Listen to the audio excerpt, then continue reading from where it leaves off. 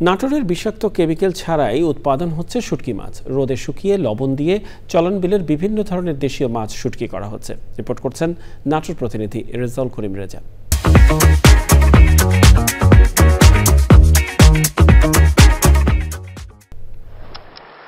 চলন বিলের মৎস্য ভাণ্ডার হিসেবে খ্যাত নাটোরের সিংড়া, গুরুদাসপুর ও নলডাঙ্গা উপজেলার বিভিন্ন স্থানে চলছে শুটকি মাছের উৎপাদন।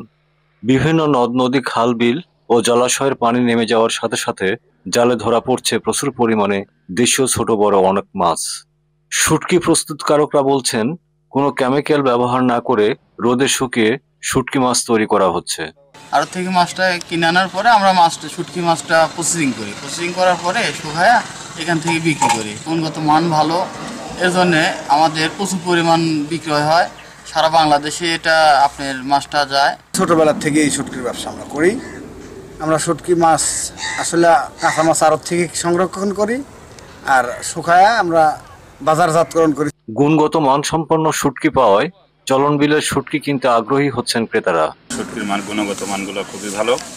এবছর অনেকগুলো শুটকি নিচ্ছি। গুণগত মানের দিক থেকে আমি আপনারা যদি বলেন, অনেক ভালো কোয়ালিটি। এবছর 610 মেট্রিক টন শুটকি মাছ উৎপাদনের লক্ষ্যমাত্রা নির্ধারণ করা হয়েছে, জানিয়েছে মৎস্য বিভাগ। শুটকি মাছ উৎপাদনে এবার আমাদের লক্ষ্যমাত্রা 250 মেট্রিক টন। এই শুটকি মাছ বাংলাদেশের বিভিন্ন উপজেলা বাদেও আমাদের পার্শ্ববর্তী দেশ ভারত সহ বিভিন্ন দেশে এখান থেকে শুটকিগুলো রপ্তানি হয়ে থাকে। তবে চলন বিলের অন্যান্য বছরের তুলনায় এবছর মাছ কম ধরা পড়ায় লক্ষ্যমাত্রা নিয়ে শঙ্কিত রয়েছেন অনেকেই।